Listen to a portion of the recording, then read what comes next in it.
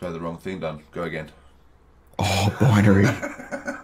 Got the audio wrong. Is the audio working now? Yeah, the audio should be working now. Oh, I've got to do that again. That was so energetic and Yeah, bombastic. the audio should Let's try it again. Javelins, freelancers, ladies, gentlemen, boys and girls, welcome to another AnthemCast. I am one of your hosts, Ogaz, but joining me from the other side of the world is a man who is going to be playing the VIP demo, just like many of you, on January 25. The first question, though, is he going to still pick Colossus? We're going to find out in a moment. Of course, I'm talking about Mr. Binary Nam. How Hello, are you, mate. sir? Oh, I'm good. Happy New Year to you. Absolutely. You got Red Bull. I like it. Yeah. Yeah. Sorry for the late show, guys. Completely on me. So thankfully, thank you for still being here, and thank you for hanging around. Gaz, it's wonderful to see your beautiful face. I try my best. Got my Sunday dress on right now. No pants. But yeah, look, how many days away from the VIP demo are we? 20? 20 days? Roughly, or less. 20 days or less. This Sunday, I'm not doing math. Yeah. Oh, yeah. It's going to be good. And it's real because, of course, we've just seen the IGN alpha gameplay drop, which is super exciting. I guess it really emphasizes some of the things that we've been so excited about for some time, because the very mission, the Arcanist mission that they played, of course, is one that we had some insights into. When was it? October that we got our hands on that mission, and we couldn't really talk about it. It's like, oh, damn it. But it's so awesome that we can now see the final product, because, to be fair, that was a few builds ago, and it probably wouldn't have been fair to us to be talking about it then anyway. No, it wouldn't have been. Yeah, we actually did get to play the Lost Archanist, but yeah, we still I don't think we're allowed to give our opinion on it because it was such an early build. That's true. So just seeing this come from IGN and actually then playing on it is great. And I think what we're going to do is we're going to play it, aren't we? So we can watch it and then we can talk about bits that we know about, I guess. Well, yeah, I mean, we'll what you find can out on do Monday is, when we get a letter from the lawyers or not. absolutely, we can still translate the experiences, because you can see the on-screen experiences. So there's a lot of things we can still talk about based on what we see. So we're going to take a quick look through that now, actually, in a moment. But of course, it's been a busy few weeks. We've been offline from AnthemCast for probably a couple of weeks now. We've been doing some YouTube videos, of course, in the interim. So for those that have been sort of missing out on a few things, apologies for that. We're going to re-upload some of the podcast elements, of course. Now, that sort of was quietened probably for the last month. So AnthemCast will be reappearing if you've missed it on the iTunes and everywhere else. For some people have been messaging me saying, "Where's the next one, bro?" I've had a few truck drivers message me, and I thought that was fucking cool. They're like, "Oh, dude, I need something to listen to. Give me something." And I'm like, "Oh, crap." So, well, you weren't just going to make noises down the phone for them. Well, I tried to sing I Gave My Love a Chicken. I gave my love a chicken. It had no bones. But it didn't work. So that said, heavy breathing on the phone line, but okay. Yeah, well, no, I'm much more romantic. But of course, we'll be looking at that. And what else have we got? We've got some art, of course. Now, here's something that I wanted to share just briefly. Now, this is scary but kind of weird. There is a company called Opus M Freelance. I'm not sure if you've got it there, Binary. I've stuck it in the first. It's in our notes. It's the first link on Twitter. Give me a second, eh?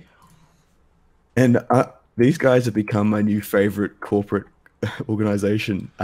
Basically, they're a freelance organization, so they actually, operate as in for journalists or other parts of corporate sector to provide freelance opportunities. And they constantly retweet some of our stuff. and they use the hashtag freelancers, hashtag Anthem game. And I'm like, these guys are smart, because I've clicked on their stuff 4 times in the last 2 months.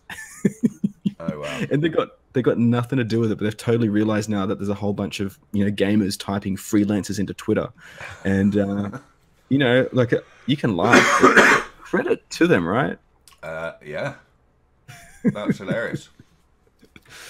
But anyway, exciting stuff. But more importantly, as I said, we've seen some gameplay trailer. I want to take a look at that. We've got some art that's been appearing on Reddit over the last couple of weeks, which has been interesting.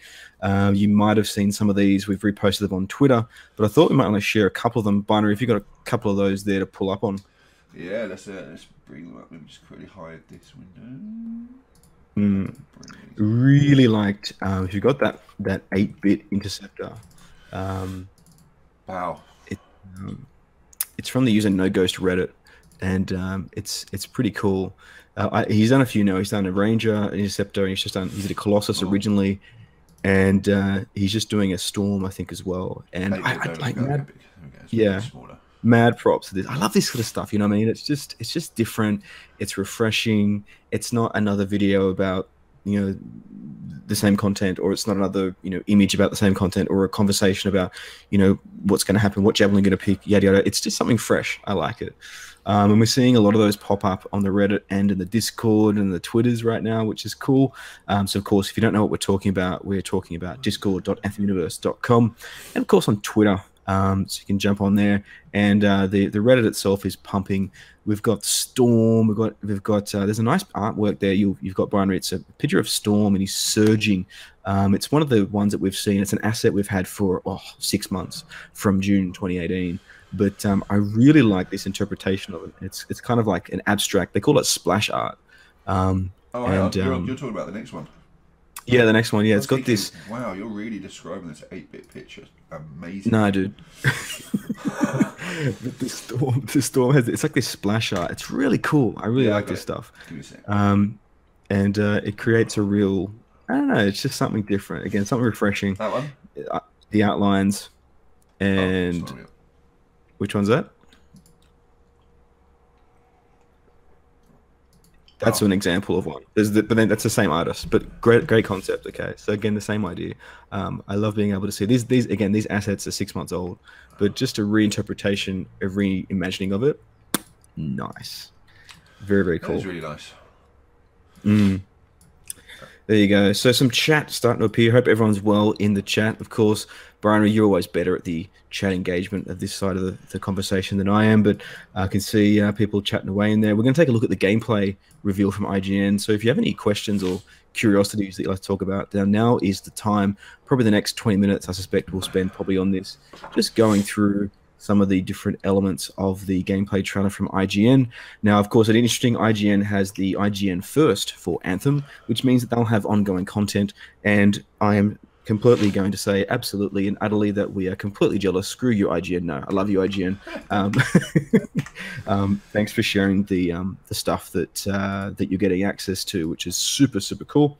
And there's no doubt going to be some more. This was a leveled experience. This was a mission called the Arcanist. Actually, I've gone completely blank on that. The Lost Archanist. As I said earlier, this is a mission that we have played, so this is a good opportunity. We played it a few months ago now, but we can see now the current latest build of that mission. So we get to be able to talk about some of our insights, but hopefully then share on what you see and how we go from there. So shall we kick it off, Brian? Yeah. If I click, if you click play, do I play from sync video?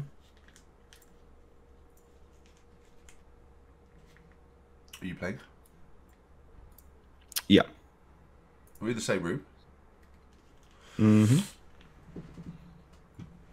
It's interesting. While we set that up, guys, my name in this little shared room that we use for YouTube is called Keiji Chiawa. I like to think myself as a bit of a Keiji Chiawa. Binary, by the way, you are the lopsided rock Hyrax.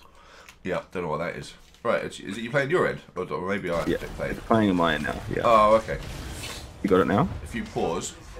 Mm-hmm. There we go, now it's working. Right. Cool. Oh, good. Yeah. So I'm just going to click play to continue. So now that should be coming through on the feed right now, if I'm not mistaken. Yeah, cool. Audio's coming through from that video, Binary? Yeah, should be.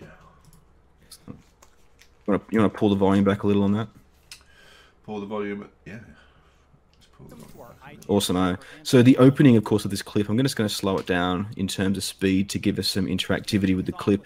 Now, of course, we saw the opening, the Interceptor. Now, Dustin Legary, of course, we don't know. Like they said, it's IGN coverage, but I'm convinced from the conversation that this is not IGN people playing. No, this doesn't feel like IGN people playing. This is captured gameplay, and the reason I can tell you that is. From our experiences, you don't do what you're about to see in this video, in a first or maybe second playthrough. these guys have played it a few times. In particular, you look at there's some things that they do that the guy controlling the Interceptor does, which I couldn't do after quite a few hours of gameplay. Maybe I'm this testament to how crap I am, but yeah. But what are your thoughts initially, Binary? This color scheme right here that you're seeing, do you like? I like the Colossus. Looks like a used tampon. Like, I mean, I'm a big fan of the Colossus, but bold red like that, no. The Inti though looks sexy as hell.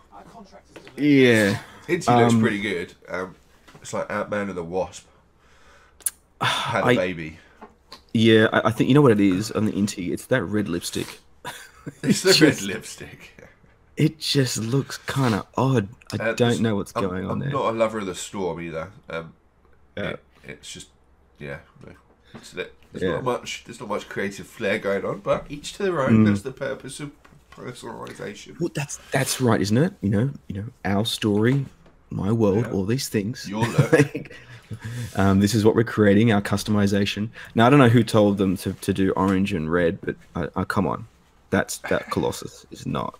That's not cool. Like the design sort of art person in me just completely gets angry about that Colossus. But no, anyway. that Colossus is yeah. But we can agree. I think the Storm is kind of cool. You can't go wrong with that chrome finish look, that metallic chrome look, and of course, notice Mr. Grimester or G Meister. Hey, like looks like they work at McDonald's. We'll call him Ronald Colossus. Oh my god, it does. It looks like a Macca's. It's a Macca's ad. That's brilliant. It really is. It looks like a French fry packet with the chips coming out the top. Yeah, nice. Now, of course, the other thing we'll see on this pause screen is the emotes, the emojis. The emotes, of course. Now, we have seen the Ranger throw the neon glow sticks, but of course, in the recent trailer, we know that Mike Gamble was, well, let's say, throwing a lot of these in the last stream. What else we got there? We've got the wave, and I can't see the one to the right. Is that a dance or a jig, you think? At least it's not the floss. That's all I'm going to say. Oh god, it could be the floss. No, I think Ninja killed that, didn't it? New Year's Eve. Yeah. But anyway, some interesting elements there that we can see. I'm going to hit play on this puppy and get the party started. There's the good old wave from Interceptor. We've seen that many times. Remember the first time we saw that? That was June 2018. Remember we saw the Ranger wave off the top of a Strider, and we lost our shit. Like, that's how, you know, at that time, that's how kind of we were into it, man. Let's go. All right. I still love it. It looks pretty polished for alpha gameplay, though, doesn't it? The world is pretty amazing. It does. I'm running at 0.5 speed, if you're wondering, guys, just so we can keep up with some of the commentary. But look at the world. I mean, this is just something. I mean, every time you jump off the cliff at Tarsus, a lot of people have complained, saying that, look, it's not, you know, I don't have a desert world, I don't have a fire world, I don't have a lava world, like you know, it's not Mario kind of thing. But this sort of natural aesthetic means that they are limited in some ways. But you'll see at the end of this mission in particular, the way that it transitions to the cave and to the dungeon actually works quite well. Yeah. This is, of course, an Arcanist camp. Now we know you'll see a lot of these through the gameplay. They've very specific hexagonal, you know, triangle-shaped tent that you'll see, and they get lost a lot. So we've been told. They do get lost a lot. Yeah. I might pump this up to 1 for a bit. Now there's a lot of exposition that goes on at this point. Of course, the conversation from Owen, your cipher, and they start to reveal some elements of the game. You can tell that this is going to be very early on in the gameplay. This is a mission that's not going to be core to the story per se, but certainly is core to you learning the ropes of the game. At this point in particular, there's a great quick quip. Let's see if I can pump the volume. Do I have control of volume, or do you, Binary? I do, yeah. Okay. Maybe just pump the volume just for a minute here, if you can. Anything else I should know? Besides that Arcanists get themselves in trouble by being out here. About Matthias. Brilliant and reckless. He has a reputation among the Arcanists. Not a good one. Having a bad reputation is chapter 1 of the Freelancer's Handbook.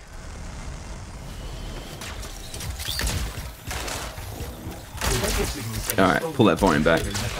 So again, there's this exposition that you're seeing, reminding you that the freelancers, they're not well loved. They're kind of not really well respected at this point in time. They might have been once upon a time, but not anymore. And of course, the other element there that you see is the references to. I've lost my train of thought there. The references from both Owen and of course yourself as the gameplay, as to what's going to happen in the next probably 5 minutes. You'll find more about that as we explore it further. There's another quote that happens later on that's really cool, but we'll reflect on that. But again, it's this idea that Owen is really sort of creating the story for you in the early stages. Yeah, he really does actually. And he's in your ear a lot. He says one thing, I can't tell you what it is because it'll spoil it, but he says it at the beginning of the game, and it's awesome.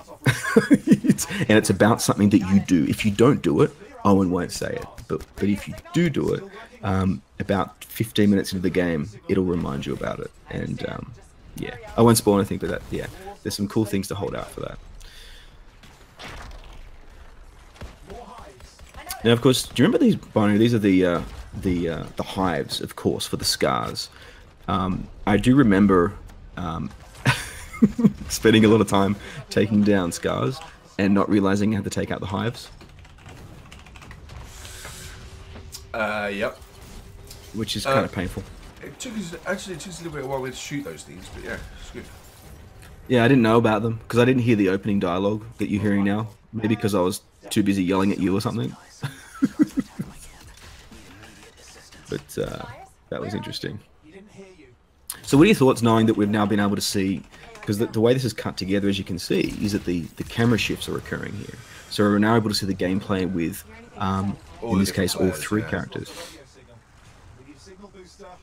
Which is quite nice, actually, to be able to see that. Mm. Yeah, it's quite refreshing. I think this is going to be the stream, I think, that will create, and I think, to be fair, IGN's coverage will do it quite well, to create the awareness about the game that I think they really want to position. There's been a few false starts with the previous streams, with some of the stuff they presented, whether it was frame rate dilemmas, whether it was stream dilemmas. They tried to show off Tarsus and had a couple of challenges. But this time, it's a fully captured, it's not a stream, it's a complete HD 60 frames per second capture with camera angles from multiple players. Bam! Like, this is it. Like, if you show this to someone, I don't know what you think, but I mean, what do you guys think in the comments from this? I mean, is this the trailer? Is this the gameplay that sort of made the decision for you, or is this, I don't know, is this something that's sort of more of the same? Just looking at the chat there on this one. Chirikith says, have they shown Colossus gameplay? Yes, they have, mate. They did it. You can check our YouTube channel out if you like. It's youtube.anthemuniverse.com, and you can go back to the June, I think look at June 2018 is probably the first sample of Colossus playthrough. There's in fact I've put a 12-minute stronghold up on the YouTube site as well.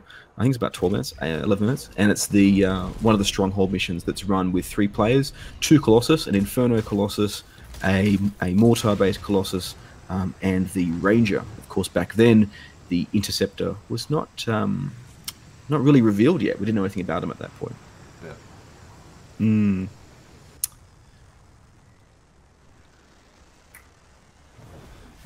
Oh yeah, Mr. Gmos, just to confirm, mate, we did a 3-day alpha playthrough in a completely different country on the other side of the world, and that's what we're never allowed to actually talk about what we played through, but we can say we had the ability to play the whole game for 3 solid days, and it was a very cool experience. And that NDA can never be lifted, but people who are game changers for events like packs and all that type of stuff, they'll have their NDA removed when the game launches. Hope that makes sense. Yeah. Now, of course, I didn't point this out earlier, but I'm just going to pause when we see it. Bang, there we go. Now, there's a few locations that are revealed during the video, which is pretty cool. I took a few scribble notes on the ones that were appearing. We saw Praktian Falls, Exile's Arch, Morning's Edge, Darkwood Barrens, and I think the Tarsus Forest. So there's actually 5 or 6 locations that come up. And as you can see, that's a codex entry. So this is going to be, I don't know about you guys, but I'm going to be that annoying prick who's going to stop right now. I'm going to hit start or my control button, and I'm going to take a look at that codex entry, and you're going to hate me.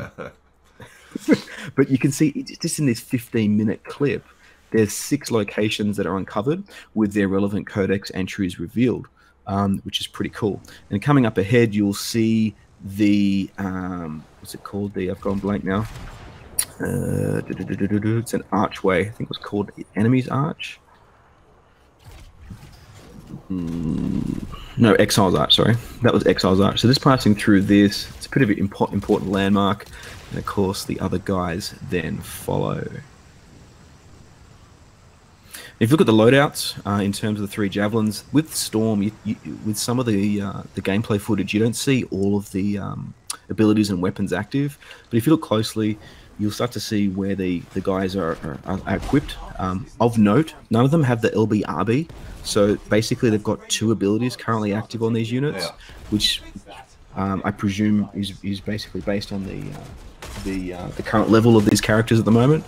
And you can see that there right now. If you have a look at Colossus, for example, he's got his LB and RB ability, but not his LB plus RB ability.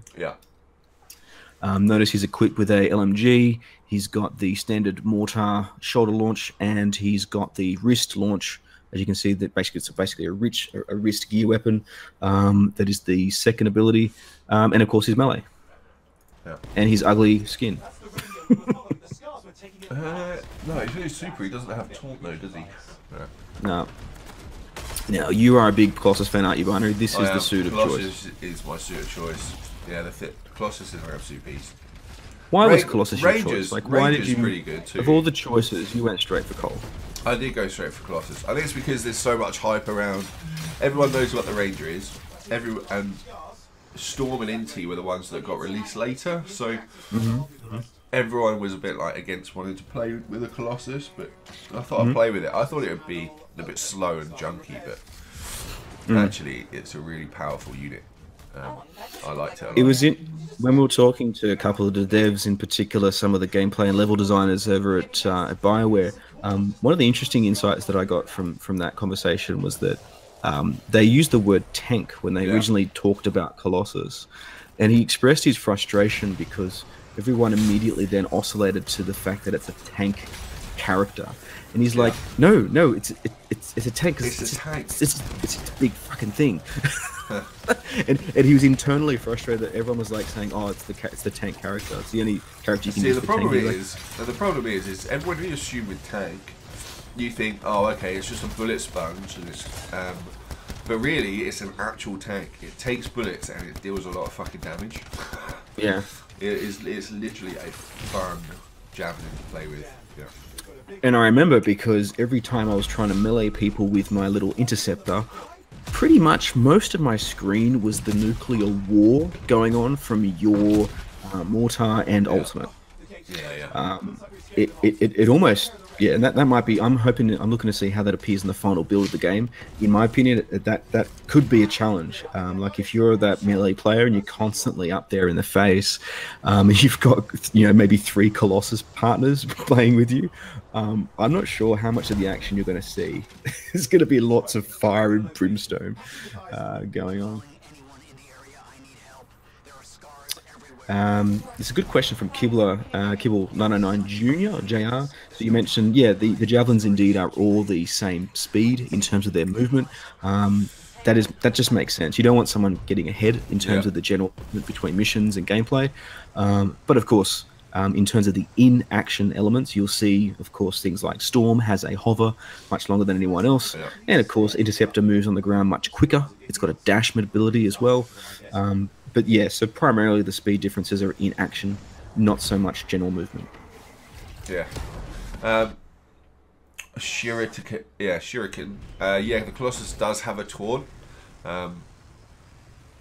It does have a taunt ability, and that's what we were saying was missing in this video was the LBRB button pressing together, and you basically splash out taunt. And taunt is basically you basically attract all enemy. And you die pretty quickly doing it, but yes. It is a bit of a tanky ability to be able to do that. But I would define Colossus as an actual tank, as in it deals a hell of a lot of fucking damage, as well as takes it. Absolutely. And if you take a look at the YouTube clip, when was that? That would have been the last gameplay trailer from BioWare. You'll see Ben Irving draws aggro, and it's basically Colossus just goes, draw. Yeah, it works a treat. Notice there was a loading screen. Did you notice that? So just a moment ago, the loading screen. Now, of course, remember, this is the entrance to the stronghold, or what you typically see at a stronghold mission. In this case, it's not a stronghold mission itself, but it's a loading screen that you often will see in order to load in that particular element of the gameplay, which is pretty obvious, I guess. One point, there was a quick quip there, and you might have missed it, but as you approach these stairs here, Owen says, what's the quote? He says, I scribbled it down because it just made me laugh at the time. He said, Matthias managed to get up all these stairs with an army of scars at his heels. Great things are possible, I guess. So there's the great BioWare comedy, right? So they make a really awkward situation. They go, well, hang on, we can't explain that, so let's just explain it away with a joke. And that's beautiful. I love it. Little things like that go a long way. Now, of course, as you come in here into the stronghold, sorry, into the dungeon here, you'll see Interceptor fly in, Storm walks up, and then as Storm walks in, you will see, of course, the wonderful statues. Now, interesting note that in these levels, and we've played some of these as well, you'll see a lot of spotlights. You can't see them probably in this particular, I'm trying to find one, but essentially you can see how these are very much the Arcanists digging into different parts of the worlds of the world of Mirrors, trying to locate, I suspect, old history, and no doubt they're finding it with these great old statues on the ground. Yeah.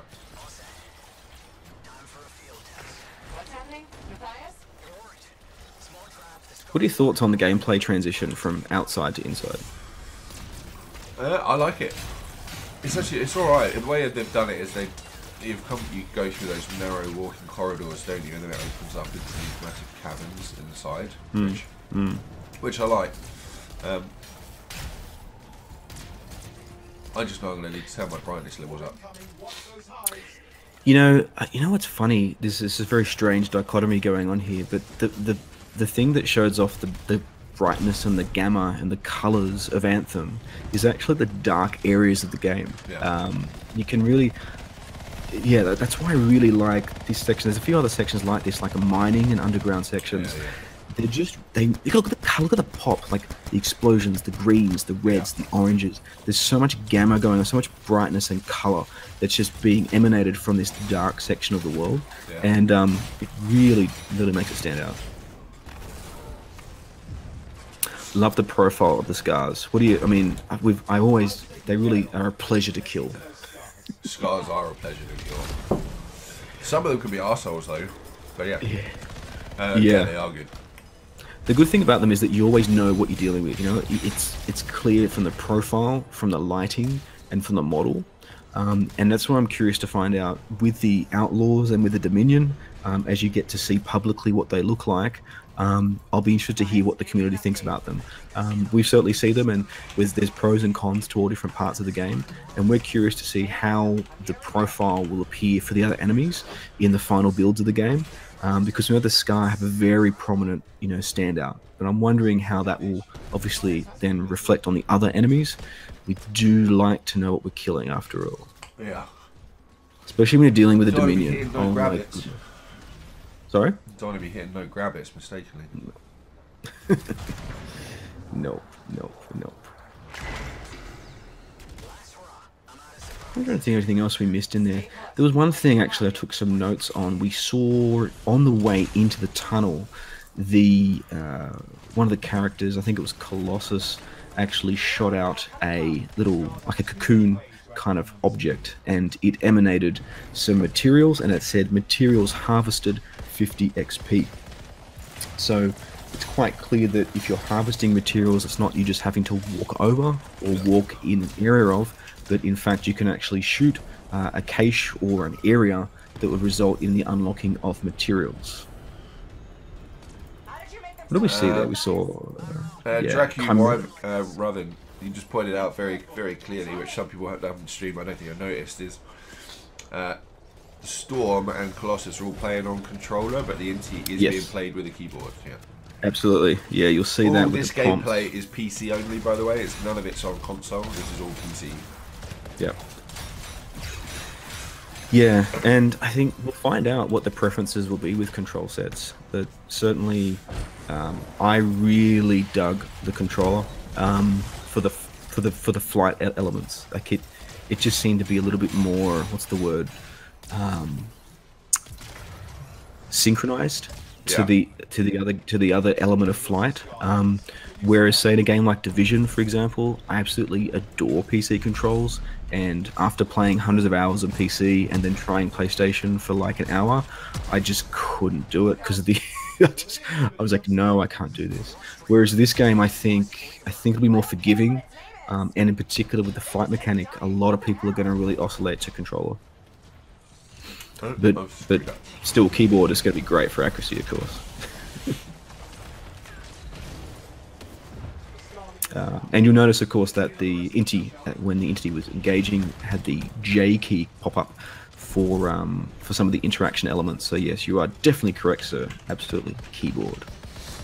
Now that was. I'm just going to rewind for a sec. Did you see how quickly these guys took out that elite? So here's the elite here. Okay, we got wrist mount, a couple of wrist mounts, half health already. Storm unleashes an ultimate, and then game over.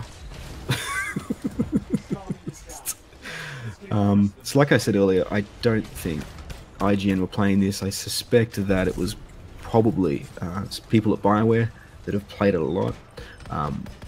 The aim is on point. The mechanics, even you might not have noticed, but if you can see where Inti's running around, there's a maneuver which is his ground and pound. So where you essentially melee from the air.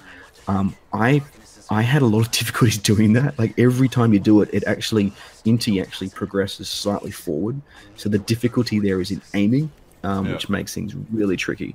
But this guy, if you watch the Interceptor through this whole gameplay, has got that down pat. Like he is getting the hits on those ground and pounds every time.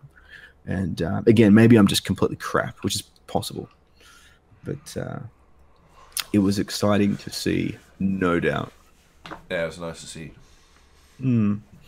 Any other details in there that, of course, that probably are relevant are that we saw some materials. One of the materials, in fact, that the Colossus opened up, he actually had a case that opened up. It had 25 Colossus parts, 25 Ranger parts, 25 Interceptor parts, 2 coins, and some alloys. So again, lending to that reminder for everyone that even if you're playing as the Ranger, for example, you are still going to get access to components and materials for other javelins as you level up. Obviously, it'll be the preferred drop is going to be towards your current javelin, but it's still very clear that you will be getting other elements from other javelins as well. Oh yeah. Alan mentioned there. Alan Sinner said that Destin from IGN said he was playing the Colossus. Oh, okay, I didn't know that. There you go. So he was playing. So who were the other two guys? Maybe he was playing with BioWare peeps. Or a couple of other guys from IGN. I suppose potentially if IGN had some access, they played it for a bit. They could have been across that particular mission pretty well. Yeah. So I got to allow for that. But you can certainly see that, yeah, this was not the first playthrough for the players. So it was good to see some experienced playthrough, some good quality playthrough, and some switching between the characters. All right. How's the chat going? Looking at that. Chirakita, you've been busy, my friend. Some of the gear is interchangeable. Yeah, true. Very true. So, Binary, that was one of your... I mean, you've watched this very briefly. I've watched it a few more times. What are your takeaways? Like, you know, being it was the first or second time you watched it, what are your thoughts? It looks great. I like it. It's a lot more polished than I remember it. The UI's definitely changed, which I like the look of the UI too. The UI looks a lot cleaner, a lot simpler. Yeah, it looks great. I'm looking forward to the demo at the end of the month. I might even take a couple of days off work sick just to replay. Just a little cough there. Yeah. Yeah, look, I think it's taken. The transition seems to have gone the right way. The control looks a lot smoother from previous attempts. The stream was really successful. I mean, sorry, the fact that they went with a YouTube video as opposed to a stream meant it maximized the quality. So we got to see all of that in play. It was still an early mission, and I've got to just highlight this point. If you do go to that video, some of the comments on there, well, I guess it's an IGN video, so what are you going to do, huh? Yeah. That's good. I'm not sure BioWare can survive this. All bling, no substance. Mass Effect died for this. I mean, come on, guys. Are you looking at some of the comments of the video? Yeah. While the game looks nice, the gameplay is ultimately really boring. This makes this is a good one. This makes Destiny look like watching grass grow. I like that one. But anyway, to expect from the comments field from an IGN YouTube channel. But it was good to see. I think overall the reaction from the community, at least the community that we're all connected with, and the joy that we saw on Twitter, and the championing of that. No doubt we'll be championing more of the Arcanist mission. We'll be doing some tidbits and some analysis and a few more things over the coming week. So do make sure you check us out. Binary, is there anything you want to talk about before we wrap this puppy up and talk about those socials? Oh, and talk about the socials. Yeah, just quickly. Don't forget what we've built on our website. Oh, how can I get that to fucking move? There we go. Oh, we have, yeah. So we now have a Twitter and a dev tracker on our website. So if you're ever in the need to know what's happening on Twitter, or Reddit, and you just want to see what's the most important stuff, then we now have this on our website. And this works in real time too. So as all the major people within the dev department start obviously tweeting and answering questions, we will capture it and it will be on our website. And you can find that at dev tracker, which is on our website, which is anthemuniverse.com. And of course, there's also the FAQ there as well. For the guys that are watching, you're pretty au fait with some of the stuff going on in the community. But if not, the FAQ is really good to just highlight a few of the key things. Questions like demos, questions about access, etc., etc. And we populate that based on the questions that are coming out to the devs. So if Gamble or Ben Irving or Mike Gamble or Mark Dara answer any of those questions, we try and populate that as quickly as we can. I've got to update that actually tomorrow, close of business, and we'll a good way to keep track of things as well. And there's a countdown timer there, isn't there? If you there is a countdown. Yeah. We've got a countdown timer there. It's been basically a full page overhaul, which was really cool. Of course, a big shout out to our good friend Tinderval, who is the in our Discord channel, of course, and who helps us greatly in some of the areas on the site. Without your expertise, we would be none the wiser. Yeah, countdown timers are evil. Yeah. There you go. Well, there you go. So, look, guys, check out the website. Keep track of all those wonderful, awesome things. Of course, you can check us out as a collective at Anthem Universe on Twitter. As I said, we do like our Twitters. I know some people think it's the bane of all evil, but we have a lot of fun on there. So do check out what we do, whether it's poetry, whether it's images, whether it's music mashups. I've been having a lot of play lately. You may have noticed, Binary. Yeah, you've had a pretty good play lately. I've been at work and yeah, but of course you got the Discord, which is discord.anthemuniverse.com, and right. Where else we got? What have I forgotten, Barry? We got anthemuniverse.com. We've got discord.anthemuniverse.com. We've got youtube.anthemuniverse.com. We have Anthem Universe on Twitter. What else have we got? I don't think we have anything else. I think that's enough. Oh, good. We'll leave it there. Javelins, freelancers. We will see you next. Over the wall. See you. Goodbye.